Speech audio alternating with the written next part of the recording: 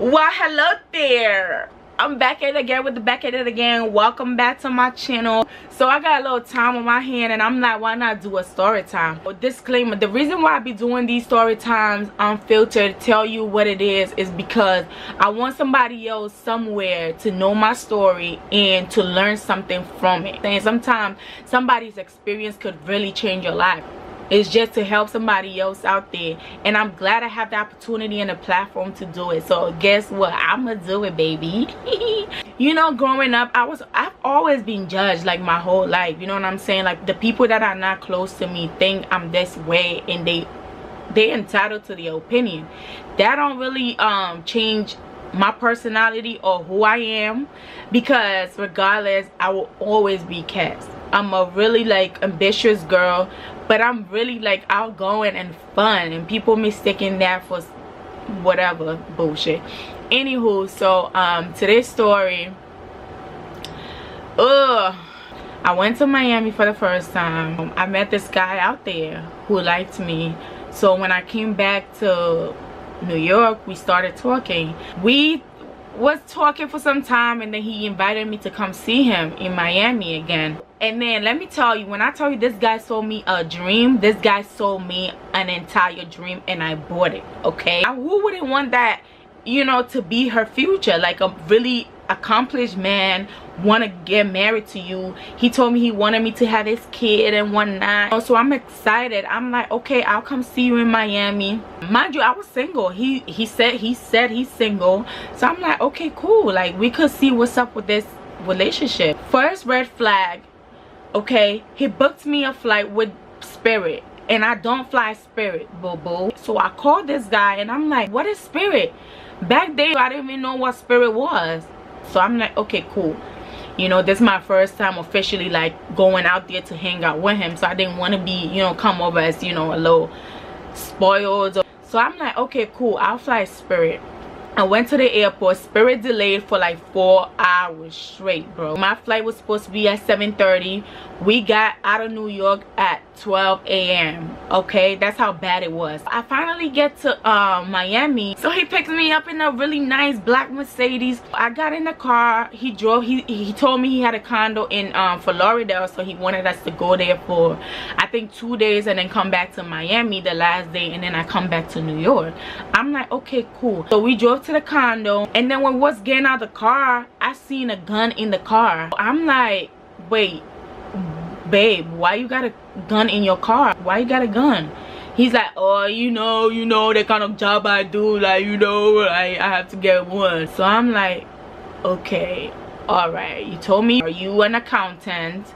So I didn't know accountants needed gun to run the business, but okay, cool, all right. We get to the condo. Really beautiful condo. Oh my god, beautiful. So I'm excited. I'm like, ooh. So the next day, right, he rented out a little mini boat yacht type that I was cruising on the water and everything, you know. Bitches lit like on Snapchat, like, ah, we out here in Miami. And one night after that day, like we went back to the condo. Everything is nice and smooth, but then I noticed this guy gets angry so quick. It's like the little thing you do, he's angry. He tried to do this, I'm like, he's angry. Bomba glass, you trying me bad, blah blah. He's saying all this crazy stuff. He's saying all this crazy stuff to me, and I'm like, I'm scared. I be scared sometimes when he really goes off out of nowhere, because it's like, I didn't even do nothing. Like, why are you so mad? Calm down. Like, oh my god. So now he began really upset out of nowhere. So one night, right, I was hungry. He ordered pizza. He told me to go pick it up, and you know, like, to drive Mercedes to go pick it up. Okay, boo, I will go pick that food up. So he gave me his car keys. I went and got the food. I came back. I noticed he had went inside my bag, because me, when I travel, I know what kind of stuff and where I place things. I knew the guy had went in my bag, and then he had taken money from my wallet. So I went in there and I'm like, wait, babe, did you take any money out my wallet? He went off. Bomba like a game, my black going off. I'm like, it's okay if you didn't take it, it's okay. I just know I put $20 in my wallet and it's not in there no more. I just wanted to know if you took it. It's fine, because all this time I knew like this guy had a gun and he has anger issues. Like I need to really like pump my brakes and not really like trigger him. So I just calm him down and then we keep it pushing, right? The last night, upset again, he mad for whatever reason it was, but then we managed. I wanted to go to the club, so he managed to get me to the club. This guy the whole time he was there was staring at the bartender's ass. Shit, like I got ass too, and I'm sitting right in front of you. You still staring at the girl's ass and stuff like that. Everything about him was so like red flag. So now I'm like sitting there quiet, like, you know, minding my business and whatnot. We didn't even like spend a lot of time at the club, and he was like he's tired, he want to go back to the hotel. My flight was really early in the morning, like around 6 a.m. so when we got back to the hotel, he slept, but I was up the whole time, like, you know, trying to pack my stuff and shit like that. And then I remember when it was time to take me to the airport, this guy, whatever the reason was, something happened. Oh, he got a call, right? He got a random call, and he went in the bathroom talking on the phone, like really like quietly, like not really wanting me to hear it. So I'm upset. I'm like, wait, who you talking to? What you got to hide? Like, tell me, like, what's up? What's going on? He like, oh, that's none of your business, Bomba Glad. Why you always want to be in my fucking business? That's literally how he was talking. Like, this guy gets mad at literally anything. Okay, so I didn't want to stretch that conversation so much, so I stopped it. Now he like, if you had treated me better, I would have gave you a check, but right now I don't even know because you didn't treat me well. Oh, he wanted me to sleep with him and stuff, and I'm not, and I'm like, no, I'm not, because I'm like, wait, even if I don't want to do nothing with this guy, because if I do something with this guy and I go back to New York, I know I'm not gonna be talking to him no more. Because first of all, he got anger issues. Second of all, he got a lying issue. Everything about this guy is just red flag. So he said, yeah, you didn't treat me good, let's go, let me take you back to the airport, So I'm like, okay, cool. So he took out the gun, right? He took out the gun, like, you be trying me, and then he put it back on the table. He put it back on the table, walked back and forth with a cup in his hand, drinking, and then he would be back and forth like, you trying me, and then he would take the gun a little bit and put it back down. Like, it was like something was up, like he wanted to do something, but it's like something is like preventing him from doing it. Like, it was just a weird ass moment. So eventually he like, take your stuff to the car, and I'm so like scared, because like, what if I just turn around to take my stuff to the car and this nigga just pulled the trigger? What if he does that? I'm over here like, okay, all right, I'll take my stuff. So I took my bag and I'm walking backwards. It's like I'm looking at him, but I'm walking to the door. And then I finally got to the door, opened it, and walked fast out and went and put the bag in the car. My makeup bag is back in the hotel, and I didn't want to go back to the hotel. So, but then I had to, because I had to go get it. So I went back, put my bag in the car, and then I went back to the hotel room to get my stuff. But then I didn't want to go back again. I wanted to leave with him. So I'm like, okay, I'm ready now, can we go? So he like, okay, all right, let's go. Just a fucking waste of my fucking time. And then he put the gun, tucked the gun back in his pants. And then we came out the hotel and went in the car and drove off to the airport. The whole time going back to the airport, he never spoke a word to me. You know, at this point, like, I'm trying to get my money that he promised he was gonna give me. So I'm like, are you okay? You okay? You good? You good, babe? Yeah, I'm fine. Driving. So I'm like, damn, I might not have my money. Like, I need this money. You know what I'm saying? Because this guy promised me he was gonna give me money to come back to New York.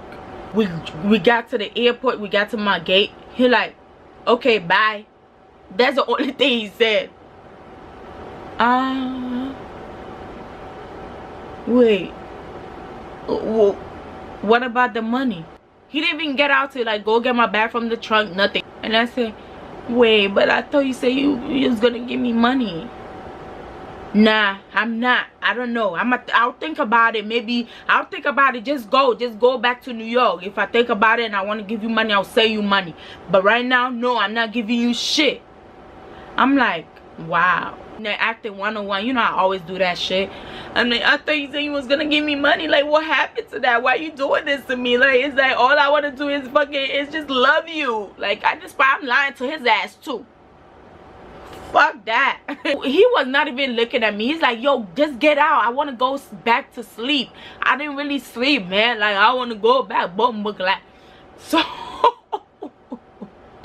I got out the car. Nigga drove up. Yo, right when I took my stuff from the trunk, he drove up like, out. Now I got back to Spirit Airlines and they telling me I can't take my carry-on in my handbag. Like, I literally need to tack my handbag in my carry-on to make it one bag.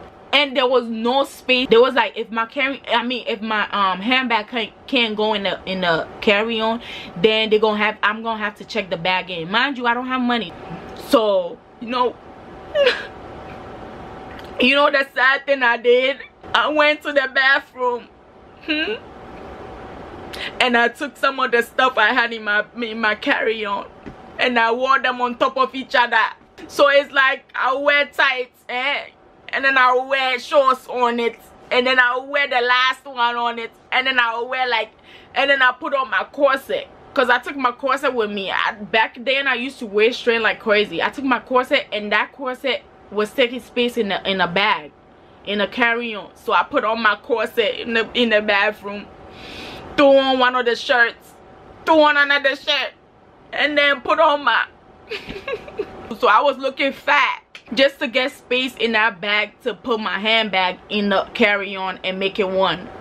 So now I got a little space in the carry-on because I wore everything on top of each other, some of my stuff on top of each other in my corset. So now I have space in my carry-on to put my handbag in the carry-on so I can go through TSA.